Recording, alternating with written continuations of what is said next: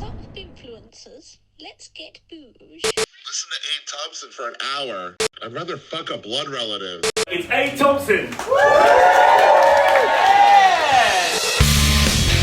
Dun, dun, dun, dun. Ladies and gents, welcome to episode 181 of Abe Thompsin and Other Disappointments. It's Tuesday. We're back from a bank holiday. How was yours, guys? What's been going on? How you doing? What's the unhappy haps out there? Quick bit of podcast admin for you. There's loads happening with the pod actually at the moment. It's all rather exciting, if I do say so myself. I've started testing ideas out with stand-up, like for some of the live shows. I've been doing a few open mic nights, and I don't mind admitting to you, last Thursday night's gig did not go well. like it went bad. It takes a lot to unite people these days in these volatile times of political division. But you can take some solace, dear listeners, in the fact that the one thing this audience were united, right, with Borg-like unity instantly was the disapproval of my jokes. So there is that. Maybe we can build from there. I don't know, man. I had two jokes that I wanted to try the other night, and I wanted to try them, but I didn't. It wasn't enough for a full set, so I bolted them on to the first, like my openers. You know, you open with a couple of strong jokes, and then you move into your new stuff. You test the water with the new stuff. So that was the plan. But these two new jokes were I would comfortably put them in what I would call the high risk, high reward category. Okay. And so sometimes that category is great because when you have jokes like that and they work, like when they explode, they're a bit high risk. The reward is fucking amazing. It's like, yeah, that's why I do this. Because you say the joke and the room explodes with laughter. And then you're like, holy shit. So it was funny.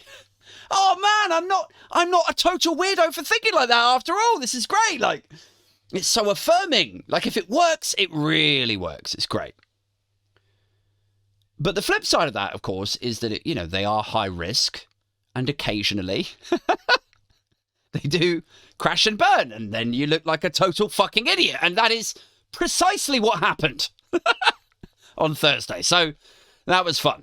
That was a truly humbling experience. And it's weird, man, because like on your way there, you're like, oh man, this is going to kill. Like, I cannot believe how funny this joke is. These people are not ready. Dalston is not ready. And then, then you go out and you say your jokes and they bomb. You just die on your ass and you're shaken, like you're proper jarred by it. And you're like, I don't understand. Like, what went wrong? Like, why does nobody see how hilarious I'm being? And shall I tell you guys the joke? Shall I, burn it on here, as it were? Fuck it, I'll tell it on here. I'll probably butcher it now, but fuck it. I mean, it didn't work already, so butchering it on here will probably improve it. Anyway, look, here's the idea, the joke, right, that did not work the other night. So it was a big, political, satirical set, and part of that was, like, I'm explaining tactical voting to people. And bear in mind, it's not a very political crowd, so I'm sort of, trying to pepper the routine with a bit of explanation. And so I'm explaining it, and I say, tactical voting is when you all band together, right? Like, it's strength in numbers. It's us all getting behind a common cause, like a shared goal, to improve our shared situation. That is tactical voting. And then I'm like, I like tactical voting. Because it reminds me of the time I lived in my hometown, Maidenhead, and there was a deadly T-junction, and it had caused some fatalities, and everyone had begged the local Tory authority to do something about it, but they ignored it. And so everyone was really depressed, and it felt like we were a long, long way away from happy times. But then, as depressed as we were, everyone banded together with a shared goal and we fucked this guy's mum, right? And then we all felt much better, right? And I'm pointing at the MC as I say, you know, and then we fucked this guy's mum. And I love that joke. And maybe you're thinking as I'm saying this, like, wait, hang on, was that a joke? Like, but hear me out here, right? I'm going to explain it.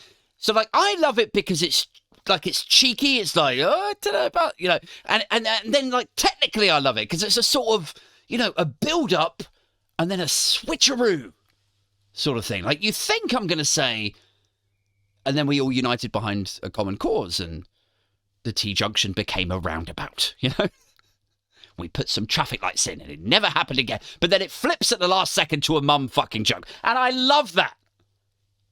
The build-up, you know, the expectation and then the 90-degree turn. Love it. But the crowd did not. The crowd gasped, in fact. And, you know, and then I closed the joke off. I was like, you know, and then we all felt much better after, you know, because we fucked this guy mum, that sort of thing. And then there was a short, you know, titter of, you know, polite, diffusing non-laughter, you know. Like, very much the vibe of like, look, we better all laugh or this is going to be even more awkward than it already is. But yeah, fuck me. Like, I came off that stage. I was like, what the fuck, man? Like, how did, like, I got that really wrong. Like, and here's the thing, like, you might be listening to me explaining that and you might be thinking, well, yeah, you know, that is a shit joke, but you're wrong. And here's why. Like, so first it has all the necessary components for a joke. Okay, to elicit laughter. It just fucking does. I've been doing comedy for a while. I know this stuff. Well, we can argue about what you find funny versus what I find funny, you know, in different genres of comedy. But factually, that joke, it has a build-up. It has the switch at the end, you know. Scientifically, it is an okay joke. I promise you. And then, you know, second, there are variables to this stuff, you know. Like, if you've been doing comedy for a while, you learn some of this stuff. Like, I was on first, you know, it's early in the night. I'm quite shouty. Everyone's sober. It's a weeknight. Like, I don't think they're a particularly political crowd at this comedy club. And, you know, third, I suppose, like, I know that the second part sounds like a cop-out. You know, it's like, oh, it was the audience's fault that your joke sucked. Was it? Hey, okay, all right. But here's the thing, right? That you could sort of work this stuff out mathematically sometimes, right? So before the 21 Soho gig that I did with Danny Price, before that one, I was at this same place for a few weeks before, testing some ideas, and there were moments of tittery and, you know, sort of tepid responses. But with the titters and the sort of tepid, like, those jokes kind of translated to bigger laughs at the actual gig, where people have come to see me, where it is a political crowd, where it is a Friday night, and people are a bit pissed, right? So I feel like sometimes you can kind of look at it like, you know, okay, a titter here, a tepid response there, but then it translates to bigger, like, you can work out what will work still. But even that, you know, borne in mind, this was different. This was just a bit shit. And then, anyway, then I came off stage and I just fucking hated myself. I was like, oh, God. So there was that. This is my life, guys. Cheers. I feel like this opening this opening section is very much the behind the podcast, you know. But I think it's important to give you a dose of the reality of my life. In case some of you are thinking, wow, Aid, the podcast seems to be going really well. You seem to be all over Twitter these days. You know, what a glamorous life you must lead. And you just smash cut to me crying into my beer on the train home, sobbing.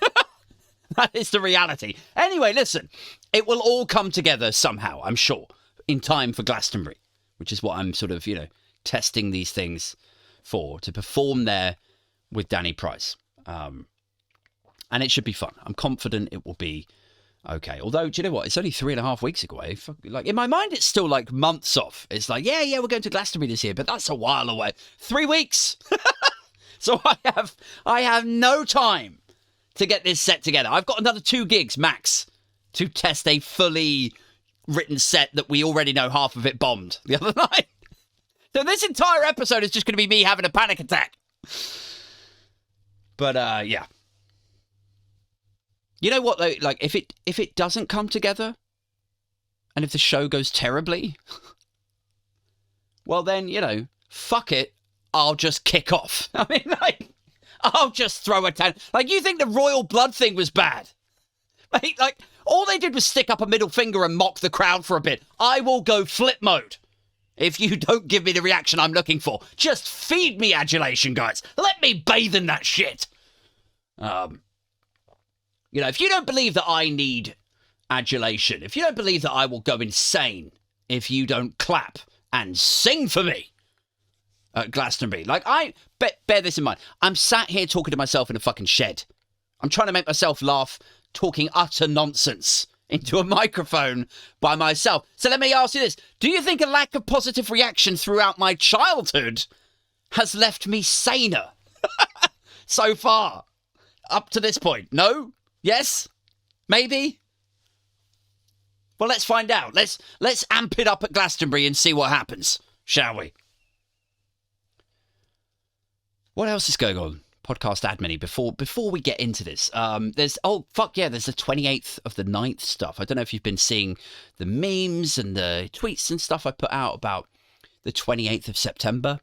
On 28th of September, it's a Thursday night, guys. Something is happening. Something rather culty. Something exciting. What will it be? I'm announcing it next week. You'll have to wait until then. But keep Thursday, the 28th of September, in your diaries free. Patreons already know what it is, by the way. So if you're really keen, you can jump on there on patreon.com/Aid Thompsin. I'm sure there's a link in the description of this episode. Final thing on the podcast admin. I feel like a twat, a massive, colossal twat, asking people to do this, because I never wanted to be one of these people that's like, don't forget to like and subscribe. But like, somebody was telling me the other day, like, you don't ask your listeners to give you a rating.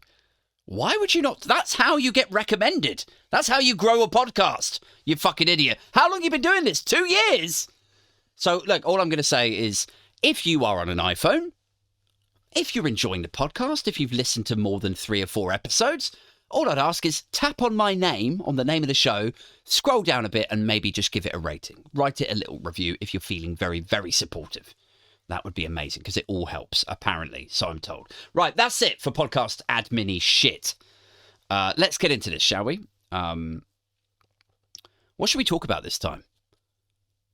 Let's talk about Donald Trump and Ron DeSantis, shall we? Because these two are going for the Republican nomination, which, you know, maybe you're not super into American politics or whatever, but like, the Republican Party is their conservative party. And Ron DeSantis and Donald Trump both are going for the Republican nomination. And the election cycle over in the US is starting to heat up. So that's happening next year as well, right? And you've got the Republicans who are the conservatives, and then you've got the Democrats who are the sort of like centrist party, I guess. You know, Republicans, you know, I say they're conservative. They're far right, really. They've gone fucking batshit. I mean, we think the Tories are bad. They really have. They took the crazy baton and ran with it. And that's the nuts and bolts of American politics. You know, a centre party and a far right. Like, the Democrats like to pretend that they're left-leaning, and in some ways they are, you know, but in a lot then they're not still. So, like, Obama was a Democrat, but he was still fucking slinging drone bombs over weddings and doing extrajudicial killings and mass surveillance and shit. I think it was Obama that, like, didn't he send everyone after Edward Snowden to jail him in a supermax prison? Like, it's not overly liberal, Barack. And neither Biden nor Obama have managed to implement anything close to gun control either. Although I did think it was funny, like, Obama did get something resembling healthcare put in. Boilerplate healthcare. So at least, right, at the very least, no gun control, fine. But at least if you get shot, you could go get a quick mechanic repair job on your spleen or bladder or wherever the fuck it was that the bullets tore through. You know, it's like base level healthcare to take the heavy lifting away from gun control. So they're thinking outside the box, right? So they had that.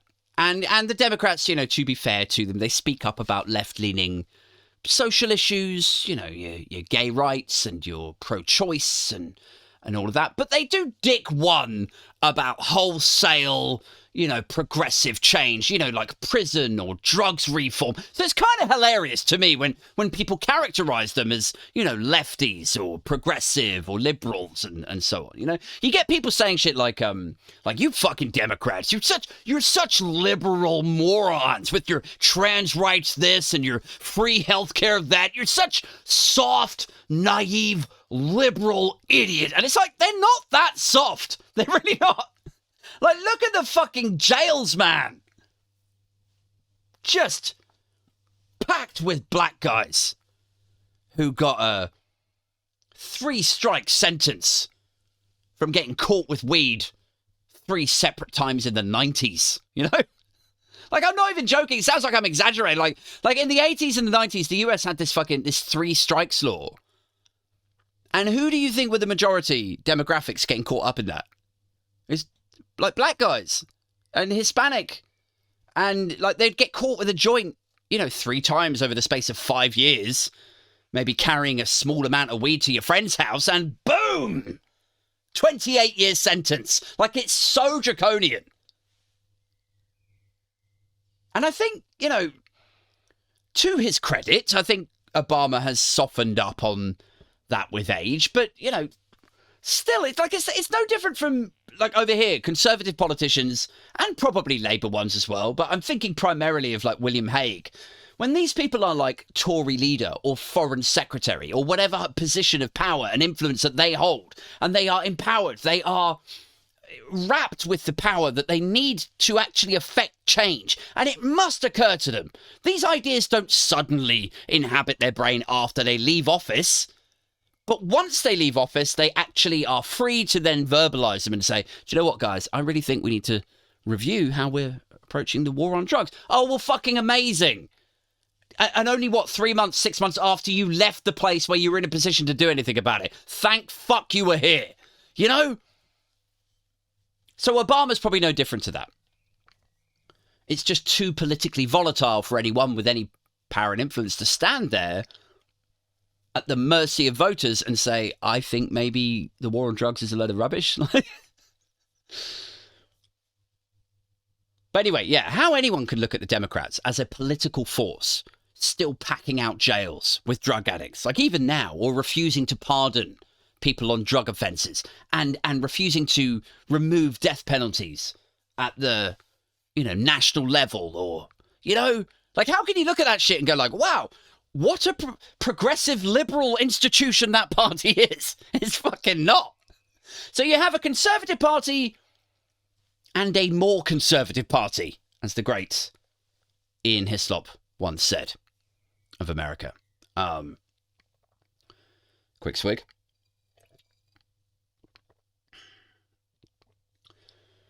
And so next year is the next American election, and the Democrats are running with Biden once again. And the Republicans are running with, at least, you know, it currently looks like, Donald Trump again. So, fucking bang up job there, lads. Like, the best you could do is the guy that fucked it up last time. Fucking amazing. Good stuff. And Trump's main rival, because it's not a dead cert that Donald Trump will be the Republican nomination and therefore go on to battle Biden. Trump's main rival, the guy that's causing him some problems, not massive problems, it has to be said, but who is currently the only even half serious candidate, is Ron DeSantis. Now, to give you an idea, dear listeners, of how little of a problem Ron DeSantis is to Donald Trump right now, the current polling for Trump is around 40% in Republican circles. And for DeSantis, It's about 25. So it's almost 2-1. Like, he's trailing hard. It's like Labour in front of Tories territory. And this is against the backdrop of Trump's myriad problems, obviously. Trump's litany of litigation. Just his, this buffet, this sweet, intoxicating mix of lawsuits and legal entanglements. Like, if it was anybody else, you wouldn't even look at this person as half suitable to run for president. People would laugh you out the fucking room.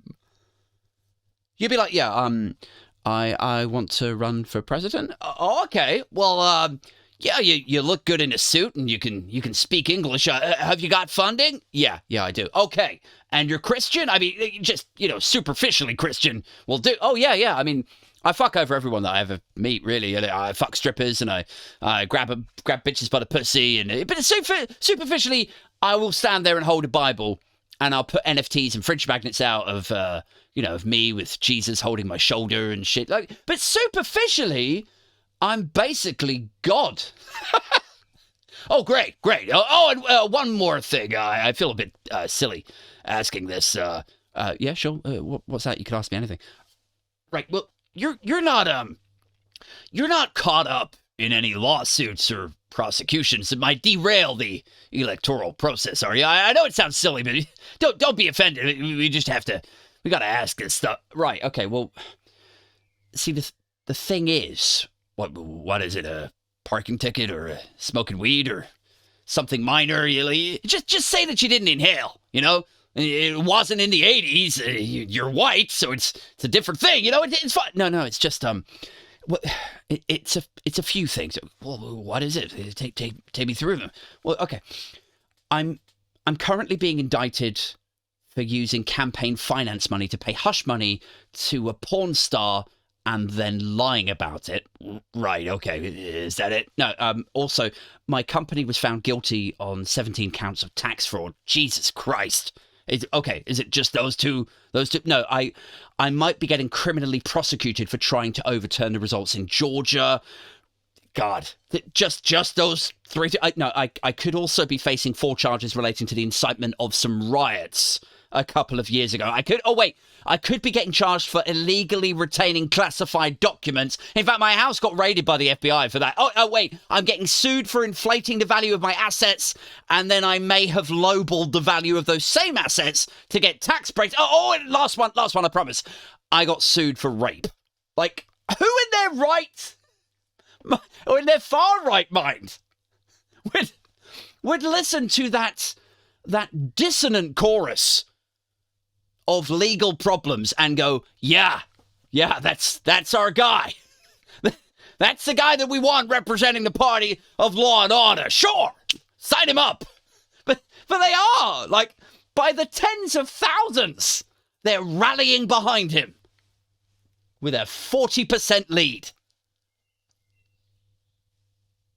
So Ron DeSantis is very much the underdog here. And he's desperate to claim some space in the conservative political landscape. And that space is like the candidate of anti-wokery, right? Which I think is interesting. Like, none of the American conservatives or British conservatives, none of them could claim to be the party of, working people and aspiration, and none of them can claim to be the party of home ownership either, can they? They've got similar problems over there to the problems that we have with the housing crisis. And it's kind of like there's such a parallel. I know we talk about this all the time with like Brexit and Trump adopting a lot of the same kind of weird, deluded populism on the conservative, not so much here Christian right, but, over in America, very much on the Christian political right. But it's kind of the same over here, like with Suella Braverman or Lee Anderson. There's nothing about getting industry going again, is there? There's nothing about solving homelessness. There's nothing about improving public services or attracting business and jobs to the constituencies or state or improving things for citizens. It's just like over here, it's just the coronation and shit like, thanks for joining us this morning. It's Nick Ferrari on LBC. For this hour, we're going to be talking about what might happen if a trans woman enters a changing room in the gym. Like, have we not got anything else that we should be talking about? Climate change, Brexit, the economy, the housing crisis, the NHS collapsing. Is there nothing else that we should be talking about, Nick? Nope. This morning for the next hour and a half, we're going to be taking your calls, guys, on what would happen if a trans woman entered the changing room of your gym. And you'll get people phoning up going like, I don't know what I'd do, if a trans woman with a penis entered the changing room. Do you go to a gym? No, but I could go to a gym. Like, anyway, look, it's the same thing with DeSantis. And in his interviews, doesn't seem to be much about, substantial political policy, that sort of stuff. In his interviews, he's wheeling out this thing about how his home state of Florida is the place woke goes to die. That's what you're voting for, guys. Oh, and then there's this other thing. I don't know if you've seen it. This has been bubbling up for a while now. About how he declared war on Disney. because Disney are against his ridiculous don't say gay bullshit, right? And it really is bullshit. It's this idea from the American Christian right that the LGBTQ community, that all these people are essentially groomers and pedophiles. Like, that is the substance of it. That's the nuts and bolts. And that even by deigning to suggest or mention to school kids, that there might be gays and lesbians in the world, that somehow you might be grooming or sexualizing them. Just take that in for a minute. Just acknowledging the existence of gays and lesbians or trans people, that somehow might be grooming your children if they learned about that. Like, it really is. It's every bit as backward as you would imagine from the insufferably gaudy world of US politics. It's like, I don't want my son exposed to that perverted nonsense. Like, what do you think happens in kindergarten?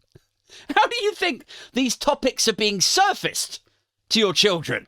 Like, all the teacher said was, yes, Timmy, I am married, and my husband's name is Tom. Like, they treat it like he kicked off the show and tell with a gimp mask and a row of butt plugs. Like, that is not what happens. I know what you went through when you were at school, but that is not what this is. But yeah, this is what all of this boils down to, is fear, isn't it? It's like, if we teach our kids that gay people exist, they might grow up to want to fuck gay people. And it's like, listen, Hank, like, you learned about clouds and flowers and frogs in kindergarten, didn't you? Yeah. So did you grow up and fuck frogs, Hank? No. How dare you say something so unholy? I'm just saying. It's weird that you would make the leap that something you were exposed to as a child would automatically make you want to fuck it when you're older. It's just a bit odd. Because, in their mind, right, at its core, what they're worried about is that teaching kids that something exists, exposing them to it, will turn them gay. That is the ignorance that is on display here. Debunked thousands of times, but still it perseveres. But it's easier to pander to it than to educate it away, right? Same as the racism thing over here and, the bashing immigrants and, they take all the jobs and the houses and stuff. Like, they could have said, yeah, do you know what, guys? Here's the actual truth of it. Immigrants are a net positive, and we need immigrants, and we should be welcoming refugees. We have a fucking labour shortage and an ageing population. Net positive, we need them, we should welcome them. But it was easier to pander to it and to exploit it and to use it to win a couple of extra points here and there than it was to educate it away.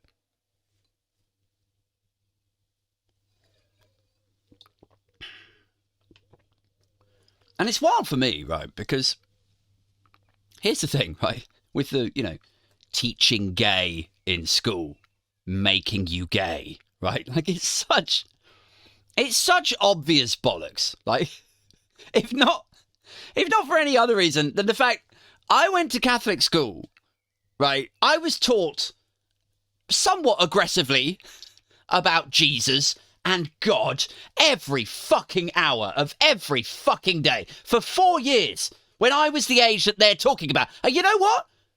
I didn't grow up to be a Christian. So the theory does not hold, lads.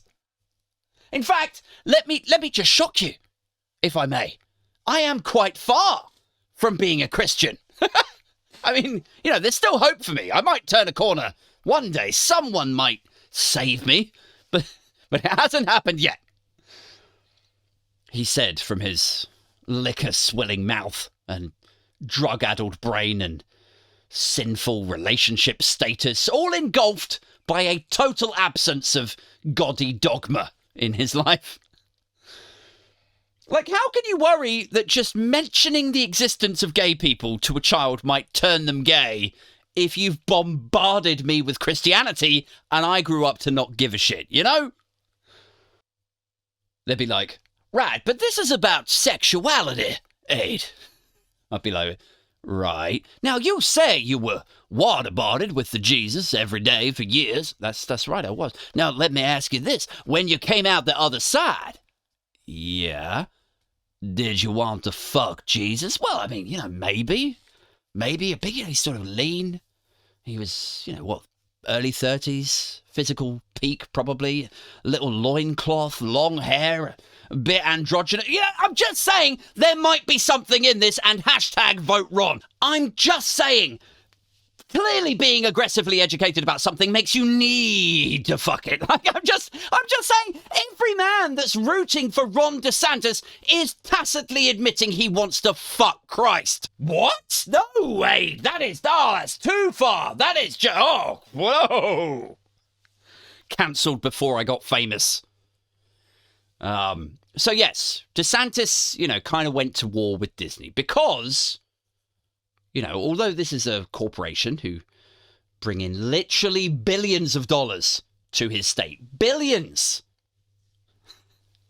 And this guy's like, yep, major employer, major haymaking conglomerate who other states would kill to attract. I'll just start causing them problems because they conflict with my uneducated, cynical, anti-gay bullshit. Like, they bring billions of dollars in.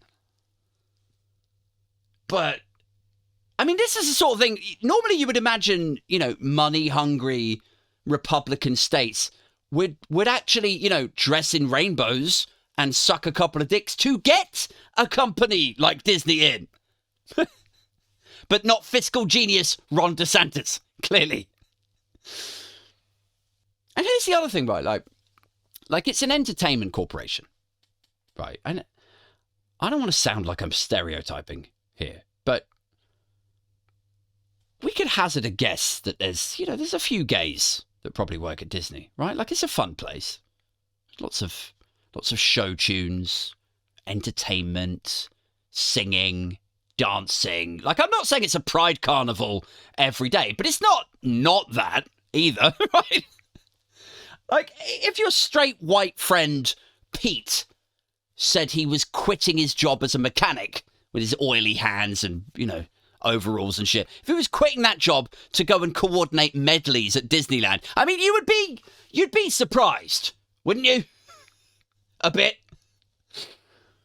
And I know not everyone who works for Disney is picking out show tunes. You've got your sales teams, you've got your facilities and logistics and admin staff and everything. I'm just saying, media, music, Hollywood, like, these are not necessarily super gay places to work, but they have to at least be supportive of gay rights, gay marriage, trans rights, to not decimate the people who do fit into that category who play such an integral role within those industries and those companies, right? I mean, you could probably make the case that perhaps a bit of diversity wouldn't go amiss. like there is something funny about that, isn't there? Like it's not just me. Like you have to be supportive of LGBTQ and trans rights, and because it's the right thing to do. Clearly, I mean, don't be a bigot, obviously, but also to attract the best songwriters and choreographers, and you're going to need to show the world that they might want to work in that you're not homophobic, right? But also, maybe that tells us that you need to branch out and attract more straight, white, 45-year-old men out of the engineering and fucking ice road truckers worlds, away from the offshore oil rigs and into writing show tunes at Disney. How about a bit of inclusivity, Disney? Yeah. I mean, some people might say that Disney being so progressive with gay rights is a sign that they're standing up for minorities, the people who power their industry. But no, I see it as problematic. And the only reason I can fathom for why there aren't, 45-year-old blue-collar factory workers applying for songwriter jobs in Florida is because they worry that they won't be taken seriously. That is the only reason. This is the sister campaign to get women into technology, by the way. Get blue-collar straight men into Disney. Get terrified women to work on offshore oil rigs. That is... These are campaigns I'm getting behind, staunchly. #VoteRon. Anyway, I'm going way off on a tangent here. Riding a wave of sarcasm. I apologise. So DeSantis has picked a fight with one of the biggest employers in his state. And, it's a corporation that other states would voluntarily leave the US to secure. Like, it's such a dumb move by someone who seems to want to win over the Republican nomination, who traditionally style themselves as the party of business, right? The party of fiscal responsibility. Similar, very, very similar to the Tories over here. But what an indictment that is of the Republican movement now in the US. Like normally they'd be all about the dollar. Fuck everything else. If Disney comes knocking, saying, we want to run our theme parks and movie studios and productions in your state, but we're very comfortable with supporting gay rights. Is that a problem? Historically, I would have thought a lot of Republicans would have bent over backwards for it. It says here that you're feverishly anti-gay, Ron?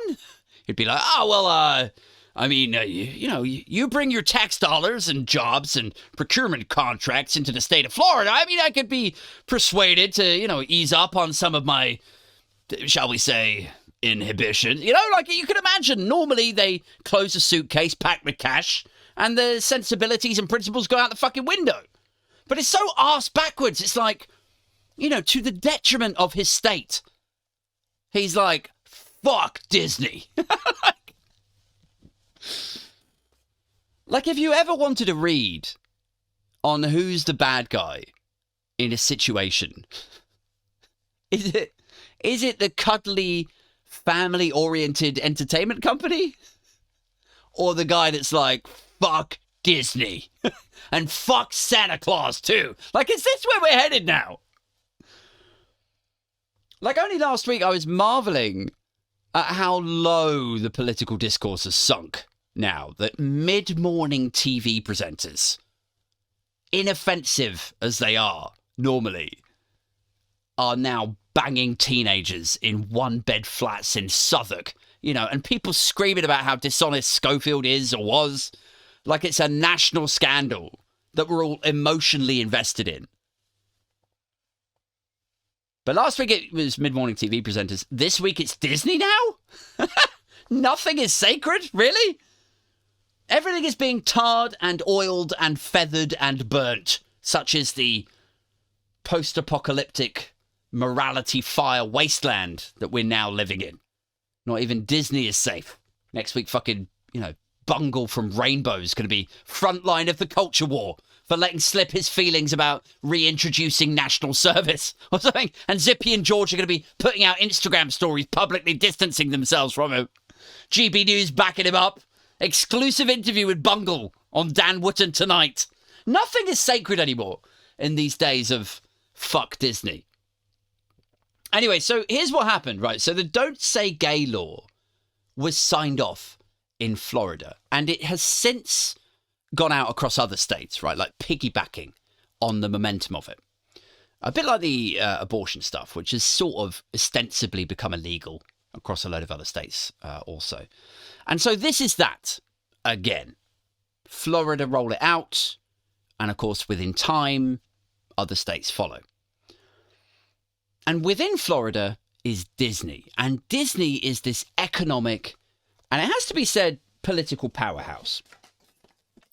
Like over the years, they've donated to both Republican and Democrat houses. And so the idea that they're not, or that they couldn't be political or request a direction of travel for a particular policy is kind of ridiculous. Like they lobby, they donate, they say what would work well for them, for their corporation, and for the state of Florida too, and so on. And this would be in exchange for these dollars that we will donate to your office, senator or congressman. Like, it sounds like corruption, and that's because it is, dear listeners.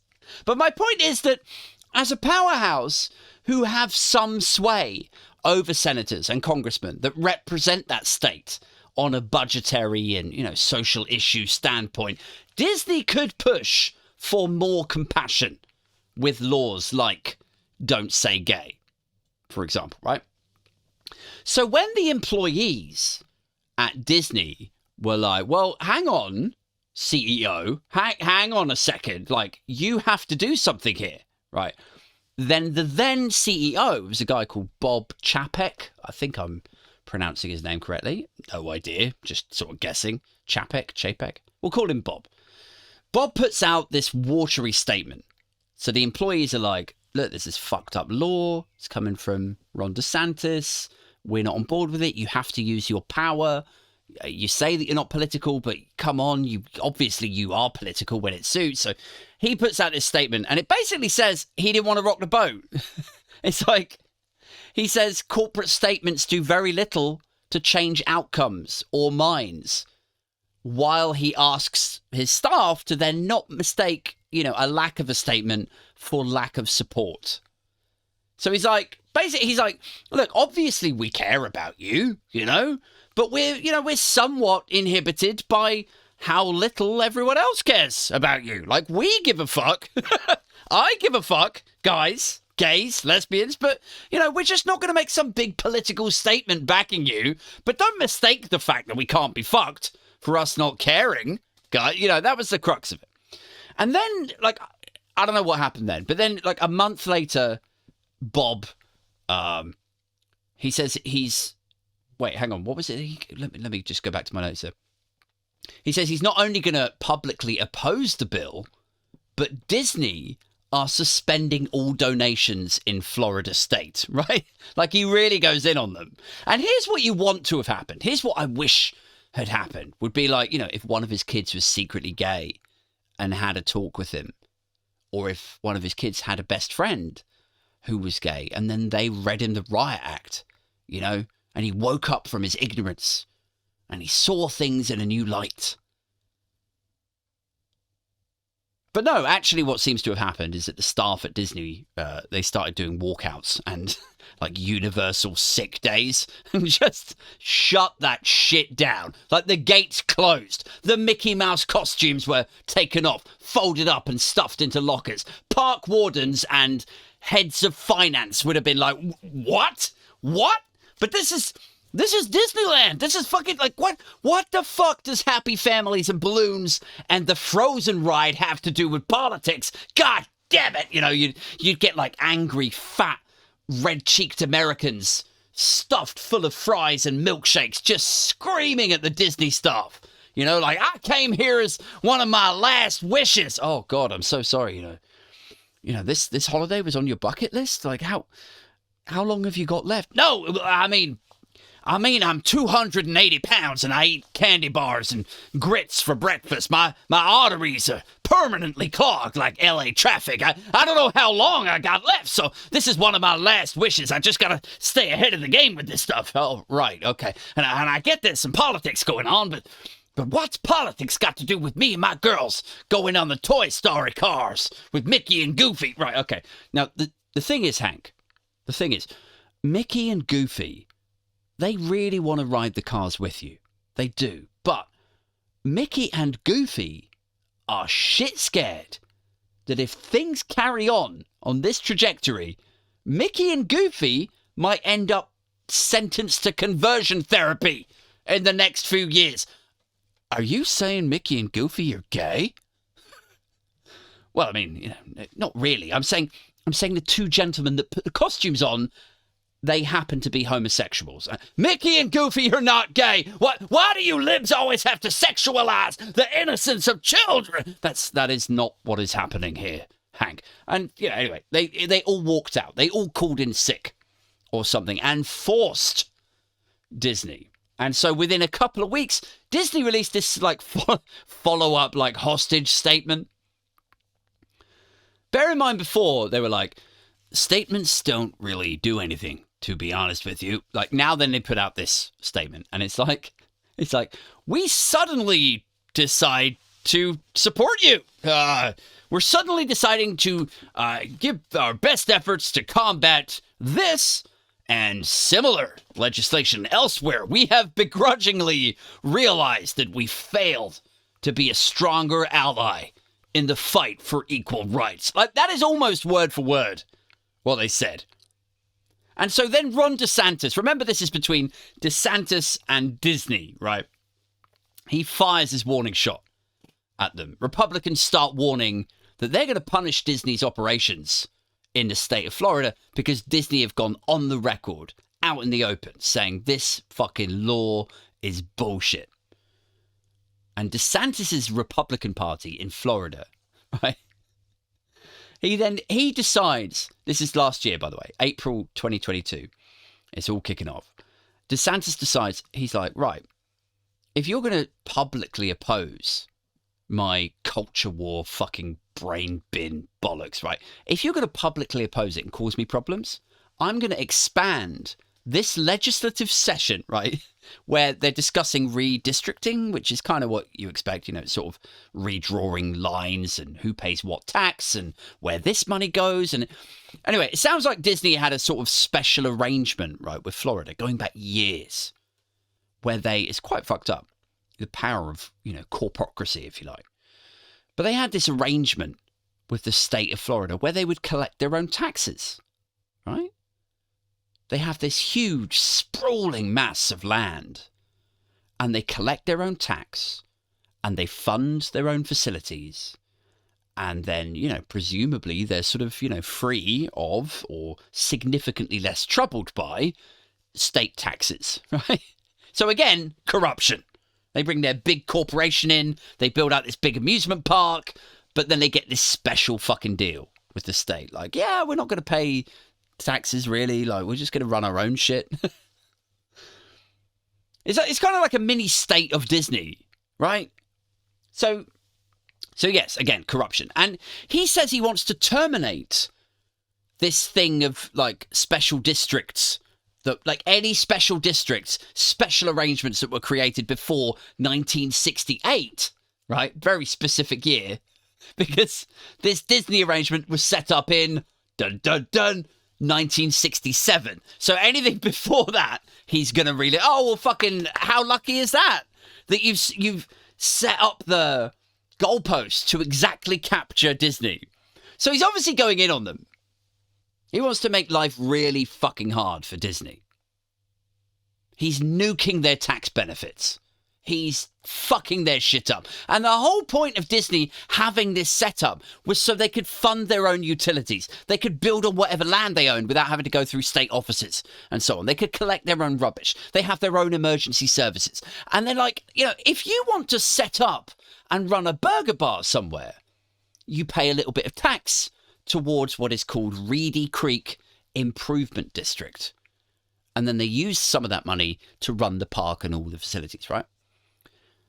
And now DeSantis is not only pissing them off, but presumably, if he's going to start demanding, like, Disney pay the proper taxes, they're going to be like, they're going to turn around, they're going to go like, okay, well, look, have you got the facilities to run ambulances and a fire department and water and road upkeep around, like all of the things that we've been running here with our tax money that we, you know, like immediately, as soon as you set fire to this agreement, you're going to have to run the public services for this whole area.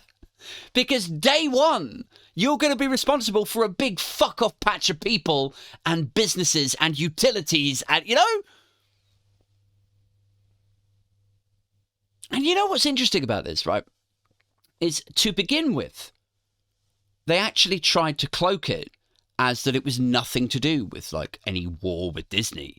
It was just a procedural thing. It was just a no. It's nothing to do with like any vindictive anti-Disney setup or no. That's really petty. No, it's just to do with blocking special privileges for any big business in the state of Florida. It's what Floridians are looking for. They don't want corporations walking all over them. We're looking at any big business blocking their special privilege. And then a couple of weeks later, right?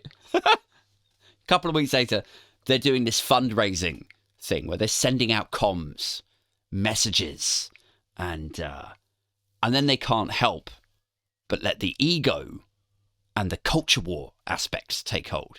And then it's like, no, this is to stop meddling corporations like Disney and their woke agenda. Like specifically calling out Disney as woke and the don't say gay debacle. And so then DeSantis sends out this thing to donors and fundraising teams. And he's like, Disney thought they ruled Florida. They even tried to attack me to advance their woke agenda. Now parents see Disney for what it is. And now is the time to put the power back in the hands of Floridians and out of the pockets of the woke executives. Like, and I read this shit and I'm like, woke executives?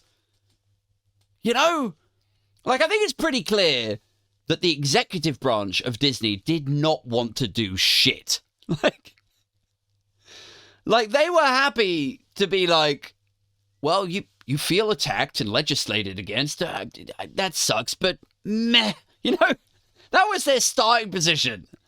It was only when the everyday Floridians who fucking work there walked out that the executives were like, oh hold on, wait, shit, we better begrudgingly do something. Like, it's fucking ridiculous. Disney's executives are about as woke as fucking, I don't know, like they've had their arms twisted behind their back, they're forced into taking action. Like, imagine your dad getting forced to take your mum to see Sunset Boulevard, right? He's forced and emotionally blackmailed into doing it. Begrudgingly, he goes along with it. Oh, God, suppose I better take her, it is her birthday. Oh, bloody hell. That doesn't make him part of the musical theatre agenda. It doesn't make him love Andrew Lloyd Webber. It may make him hate him more. In fact, how many times do we have to go through this, Ron? Like, if your dad goes to a musical, it doesn't mean he loves all musicals. If Disney go along with this, it doesn't mean they're frothing at the lip to pursue a liberal agenda at all costs. If you teach boys about gay men, they're not going to develop some unquenchable, visceral need to suck your dick. They're just not. Like, what part of this are you not getting, Ron? It's nature, not nurture. It's like, I'm always amazed by these motherfuckers who think you can learn gay in kindergarten or anywhere, who think you can conversion therapy or pray the gay away, Like, I always want to grab them and slam them in a chair and be like, all right, you think you can pray the gay away? You think you can teach someone to not be gay? Yes, I do. I firmly believe that, Aid. Well, okay, by that logic, we should be able to pray the gay in. We should be able to conversion therapy you into physically needing a dick in your face. Like, if A is possible, then so is B. So let's fucking do this. to spend 20 minutes straight praying to a picture of Jesus, begging him to turn this motherfucker in the chair gay. Like, fucking Jesus and his loincloth and his long hair, all androgynous, you know? In fact, you know what? Half of it would be praying, the other half would be jerking it over Jesus. Now listen, DeSantis then sets up this board, right? This has gone way too problematic. DeSantis sets up his board of his own appointees, right, who are going to manage the tax affairs and public services from what used to be Disney's own setup, right? You still with me, guys? Bear with me, right? So, Disney lose their tax privileges, the fact that they're basically their own mini state, and all of that is now going to be run by this DeSantis setup board. And included in this board is some fucking right-wing ministry leader and a donor, and it's exactly as you would expect, like laughably so. One of them, this piece suggests that I've been reading, right? It suggests that one of them had appeared in a YouTube video where he had said American tap water had turned people gay. Like, way out to lunch. Gaudy insanity. It's just, you know, like you can kind of understand the whole, you know, teach kids about gays.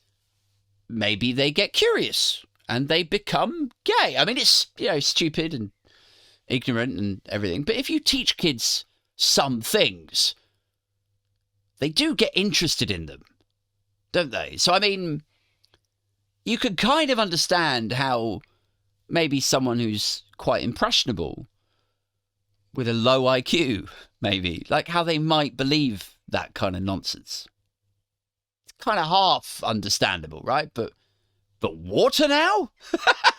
Really? Water?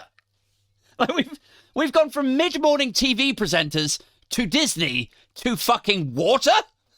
Like, where is this headed, guys? Like, are we literally going to end up with two tribes? Is that where this is headed? Like, on the left, over here is this modern city, and it will have vaccines and technology and robot cars and nuclear power and 5G phones, and, you know, people are just going about their business. And then on the right, over here, is a fucking township. Just a shanty town. Just Dixieland flags and Brexit banners, and everyone's getting sick because no one trusts medicine there, and nobody builds anything. They just spend their whole day worshipping a giant wooden and wicker Donald. Nobody washes or bathes lest the devil's water turns them gay and impure. Like, where is it that we are headed, people? Anyway, listen, let's close out here because I've been talking for a while, man.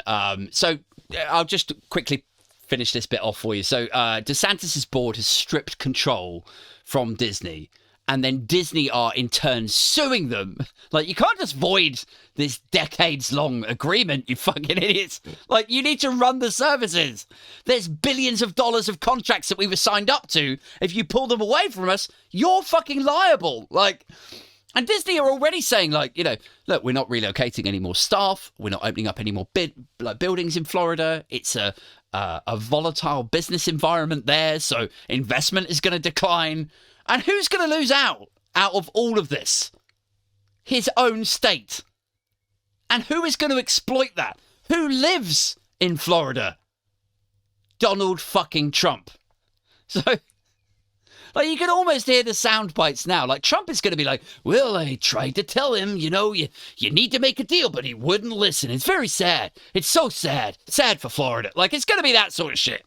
So even if Trump wasn't fucking 20 points ahead, this sort of stuff is going to bury Ron DeSantis. And who's going to pay the price for that shit? Everyone else in the fucking world. Guys, that's it. I'm going to have to go. I've got kids. I need to go in and check that they're all right. If you've been enjoying this podcast, please do consider the Patreon. It's patreon.com/Aid Thompson. You get episodes of the pod 2 days ahead of everyone else. You also get first dibs on the live show. I've got, actually, I'm appearing at Glastonbury, but then after that, I've got a special event. Something is happening. Something cult related. I mentioned at the beginning. So if you want first dibs on the tickets for that, which will sell out, then jump on patreon.com/Aid Aid Thompsin. Oh, fuck, we also have a Discord chat. You can jump in the Discord chat, talk to me. I'm on there every day. We share memes. We talk shit about Tories. You get the idea. That's it from me for tonight. I'll catch up with you all on Friday night when I'm back with my guest. Have a wicked week. Till next time, stay booge.